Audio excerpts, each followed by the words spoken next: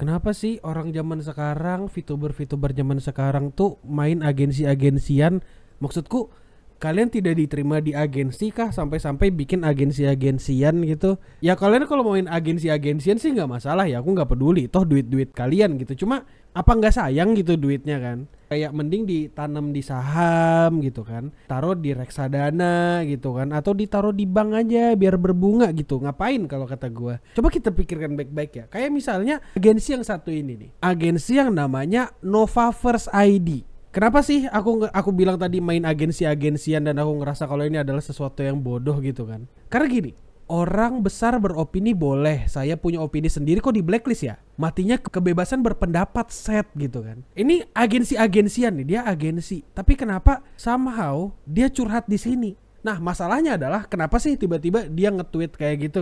Nge-tweet sesuatu yang bodoh dan tidak ada otaknya gitu. Kayak secara PR ini buruk banget gitu. Kok pakai akun agensi, pakai akun kantor untuk nge-tweet hal aneh gitu. Tweet awalnya tuh kayak gini. Akhirnya lengkap ya, semoga kita selalu bersama. Ayo berjuang ya. Aku suka banget sama kalian. Love you all. My beloved bla bla bla bla. Yang satu masih kesuspend akunnya gitu. Makasih semuanya. Dan ini adalah AI art. Nah, jadi si Justin ini, lu sebuah agensi VTuber normalisasi pakai AI dengan dalih, lah kita pakai untuk referensi dan efisiensi. Fine, but explain this. Pakai AI.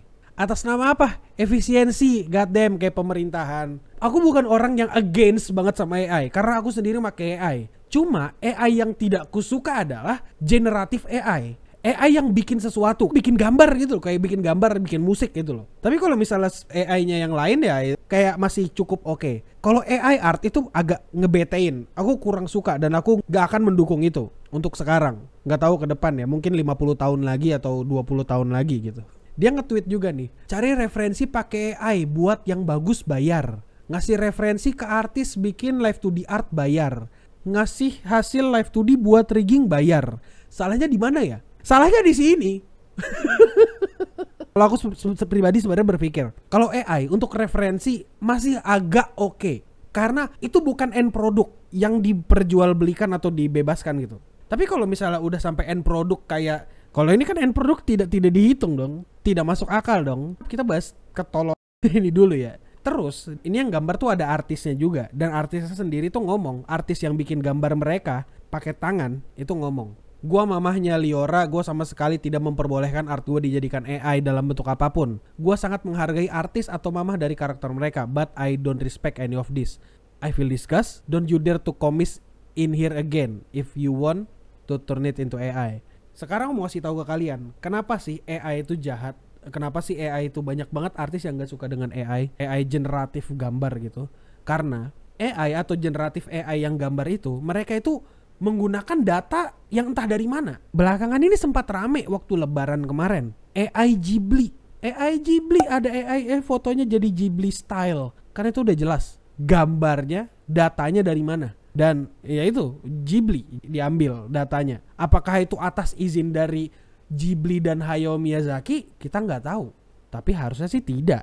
Itu kenapa orang-orang sangat marah.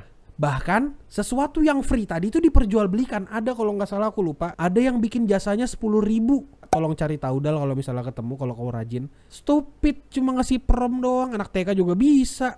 Itu kan agak stupid gitu kalau dipikir-pikir. AI itu toksiknya kayak gini. Kalau misalnya mereka menggunakan artis sendiri, misalnya nih, misal aku seorang artis, tukang gambar atau tukang bikin musik, aku nge-feed AI ku dengan data-dataku sendiri tanpa data dari orang lain. Kalau itu masih oke. Aku masih kayak, oh it's okay. Karena itu dataku sendiri, bukan nyuri dari siapapun. Cuma kan kalau AI generatif ini, mereka nyuri dari orang. Entah dari mana datanya. Terus kelanjutannya lagi nih, dia ngomong nih, kakak kan artis ya, kalau saya bayar saya boleh dong menggunakan hasil yang kakak gambar untuk dijadikan apapun, dan pastinya ada biaya tambahan untuk commercial use. Terus yang jadi masalah ketika saya bilang untuk internal use, tapi kenapa bisa jadi background sama thumbnail, apakah platform tersebut melarang penggunaannya? Dia ngomong apa sih? Banyak kok PNG VTuber yang pakai gambar AI tapi nggak pernah jadi masalah kak. Nggak pernah jadi masalah bukan berarti itu benar. Banyak kok koruptor di negara lain yang korupsi tapi kayak nggak dipermasalahkan sogok-sogokannya, suap-suapannya. Tapi bukan berarti itu tidak menjadi masalah dong. Iya kan? Ini adalah cacat logika. Ini ibarat kata ya, hanya karena semua orang buang sampah sembarangan, itu nggak membuat kau menjadi benar untuk buang sampah sembarangan. Tolong kan? Tolong lah, gila kali. Dan di sini dia tuh ngebayar untuk komersial use. Aku nggak tahu kalau dipakai untuk training AI itu maksudnya komersial use atau bukan. Kalau misalnya si artis nggak tahu kalau gambarnya dijadikan bahan training, ya itu beda cerita. Terus kalau kau kira bodohnya cuma sampai di agensi, kagak nyampe situ doang. Dongo-dongonya sampai ke talent mereka juga. Sebelumnya dia nge-tweet kayak gini. Nah, sekarang lu tahu kan agensi lu tolol ya, otomatis talentnya ikutan kena dong. Lu mau ngeles juga susah, apalagi lu juga tolol. Dengan pakai AI, dengan pembelaan gak jelas, ya wajar dong lu dapat sanksi sosial. Kamu aja kak duluan, aku gak dulu deh. Hanya karena omongan orang aku gak akan runtuh. Si paling tidak runtuh. Dukung bayar komisi ke artis katanya. Tapi kalau buat orang lain bayar AI buat kebutuhan sendiri malah nyinyir. Jadi mendukung pembayaran yang adil atau cuma mau ngatur cara orang lain pakai uangnya. Bahkan dia ini tone deaf. Dia nggak tahu permasalahannya apa. Masalah dari sini tuh adalah AI itu ngerusak industri in a bad way, bukan in a good way. Kalau in a good way contohnya Gojek, it's a good way. Ini tidak. Ini tuh bukan masalah duitnya siapa, tapi ini adalah masalah gambar orang tadi itu dipakai buat training. Kan tol ya. Terus habis itu ada lagi nih. Mana iya lagi orang yang katanya pakai software bajakan gak pernah dikomplain, tiba-tiba ngomongin software bajakan. Jagoan. Terus saking tone deafnya lagi ini nih, dia ngomong kayak gini lagi. AI salah satu media yang buat orang risih. Lah kan 99% manusia menggunakan AI yang sama bernama Google.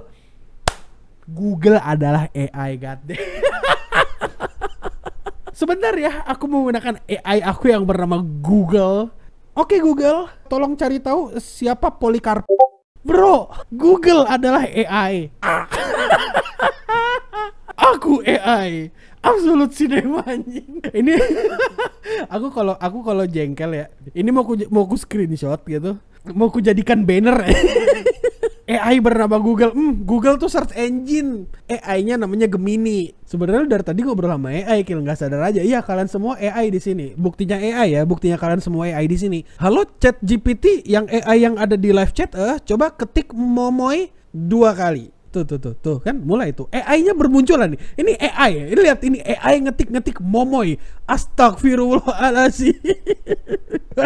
Rasis kalian. YouTube itu AI, AI YouTube. Cuma sebenarnya aku ada banyak lagi screenshot online ya dimana menurutku ini menunjukkan kecerdasan mereka dalam berpikir gitu. Tapi kita langsung bahas ke PR-nya aja ya. Masalah pertama adalah dalam masalah ini, apakah bijak untuk agensi, let's say agensi akun resmi dibeliin centang biru sama dia? Lumayan tuh 139.000 ya. Lumayan nih modal gitu kan. Resmi punya agensi mereka, punya 4 talent. Tiba-tiba mereka nge-tweet sesuatu yang kayak gini. Ini curhat 1, curhat 2, curhat 3, curhat 4. Seenggaknya saya berani pakai akun asli buat nyinyir. Situ yang kerjaannya nyinyir, bukan akun topeng kayak situ buat blaming salah satu talent kami sampai ranah keuangan Anda ikut mengomentari. Ini stupidity at the next level, bro.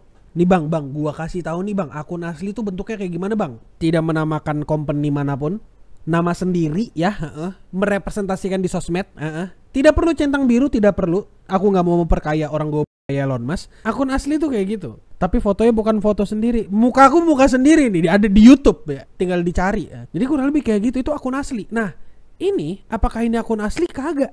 Ini adalah akun kantor. Akun kantor ketika dipakai buat curhat kayak gini. Kakak kan artis ya. Kalau saya bayar boleh dong. Apa? Why the fuck? Seenggaknya saya berani pakai akun asli buat nyinyir. Apaan? Ini kebodohan dalam public relation. Ini saking bodohnya aku nggak tahu men mau ngata-ngatain dia gimana lagi. Masalahnya yang bacot tuh bukan cuma si agensi ini doang. Agensinya ngebacot, talentnya ngebacot juga, talentnya kayak gini ngebacot juga, talentnya juga ngebacot dan tone deaf satu lagi. Terus habis itu apa? Ini mereka mau menarasikan sesuatu tapi gagal gitu. Ini kan kebodohan dalam PR. Ini kenapa aku nyebutnya ini agensi-agensian. Kalau misalnya di sini kau mau melakukan narasi tertentu sebagai campaign atau pembelaan, setidaknya adalah yang perlu kau lakukan, betul memang harus satu suara. Visi misinya juga harus jelas juga gitu. Kau ngebuzzer tapi mengorbankan akun talentmu juga. Itu tolol. Kita bisa ambil contoh nih. Contoh paling terbaik adalah Niji Sanji. Niji Sanji waktu Zion Lanza dipecat, semuanya serentak tuh menyuarakan sesuatu yang nggak enak tentang Zion Nanza. Tapi ini jelas nih, musuhnya siapa? Mereka tuh memusuhi komunitas gitu, bukan memusuhi satu individu. Jadi beda kasusnya. Mereka di sini satu suara dalam kebodohan, bener sih. Bener, ini pertanyaan yang bagus ini. Yang mau dicapai apa? Dengan ngetik kayak gini, saya berani pakai akun asli buat nyinyir. Apa yang mau di-achieve? Pembelaan untuk menggunakan AI? Kalau misalnya iya, ini bukan cara yang benar. Ada beberapa cara yang mungkin bisa orang jadi kayak, oh wajar lah dia pakai AI gitu.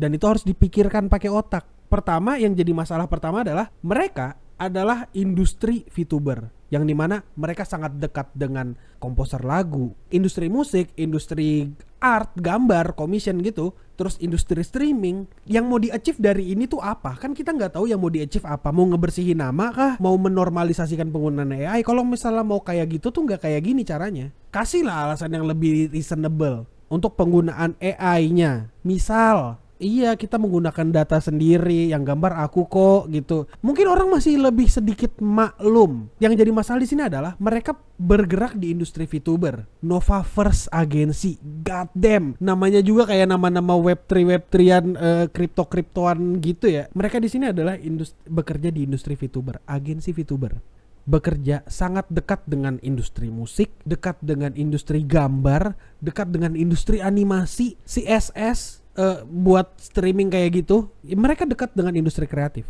Dan hampir semua orang industri kreatif itu menentang penggunaan generatif AI. Di sini mereka ngemusuhin semua orang. Buat apa? Ngapain nyari musuh? Secara PR move, ini udah nggak bisa diselamatkan. Kalau kataku ganti nama anjing, orang langsung berpikir, gua jadi talent lu graduate dari sana sih. Betul, talent aja ngepost AI gambar dia sama Muna dan berharap di notice Muna. Pas dikasih tahu balasannya kayak gini, ya udah nggak apa-apa, namanya juga fans. Ngemusuhin audiens, ngemusuhin komunitas sendiri. Lucu. Kalau mau lay low, santai, pelan-pelan, tipis-tipis bu. Ditanya dengan attitude kayak gini, karirnya gimana ya? Serahkan saja kepada Tuhan yang Maha Esa. Is that supposed to be savage?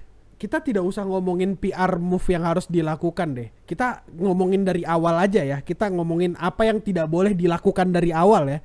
Yang tidak boleh dilakukan dari awal adalah jangan musuhi komunitasmu sendiri. Kedua, jangan suka cari musuh. Emang jangan suka cari musuh in general, terutama kalau kok agensi. Ya aku bukan orang yang suka cari musuh. Kalau misalnya orang ngemusuhin aku, I don't fucking care gitu. Karena aku sendiri gak pernah ngerasa marah sama orang. Aku tuh ngerasa kayak aku cuma gak suka sama opininya, bukan gak suka sama orangnya. Kalau misalnya kau kayak nyari perkara mulu nih, bikin orang emosi mulu gitu di industri terdekatmu, kira-kira karirmu bakal berjalan dengan lancar nggak? Ini kalau katanya kokoh-kokoh yang ada di tempatku ya, jangan kencingin sumur yang tempatmu minum. Apa yang mereka lakukan di sini? Ini bener-bener ngencingin sumur mereka yang mereka pakai buat minum. Illogical, pakai otak. Kita lihat nih berapa kali dia curhat nih. 1, 2, 3 dalam jangka kurang lebih setengah bulan gak nyampe. Udah 4 kali curhat. Gak tahu males pengen beli truk. Dikira lucu banget abang. Iya. Ini apa yang mau kau lakukan di sini nih, apa sebenarnya? Itu tadi dia teman-teman ya. Jangan jadikan akun kantor sebagai tempat curhat. Karena apa? Karena bakal dilihat gak profesional. Cuma kalau dipikir-pikir, orang waras mana yang mau kirim curhatan pakai akun agensi? Emosinya tidak dikendalikan gitu. Oh, sama satu lagi tambahan tuh, selain jangan ngemusuhin orang, dan terakhir adalah kendalikan emosi. Jangan gampang marah. Jangan gampang tersulut emosinya. Kalau misalnya ada minta salah terus maaf. Itu ada 3 tips lah kurang lebih lah. Terus kalau misalnya ngomong kayak gini, ini kan ada agensi nih di belakangnya nih. Ya kan kita bukan agensi, kita circle. Apa ini? Kok ngeliat aku? Kelihatannya aku kayak suka marah-marah kan?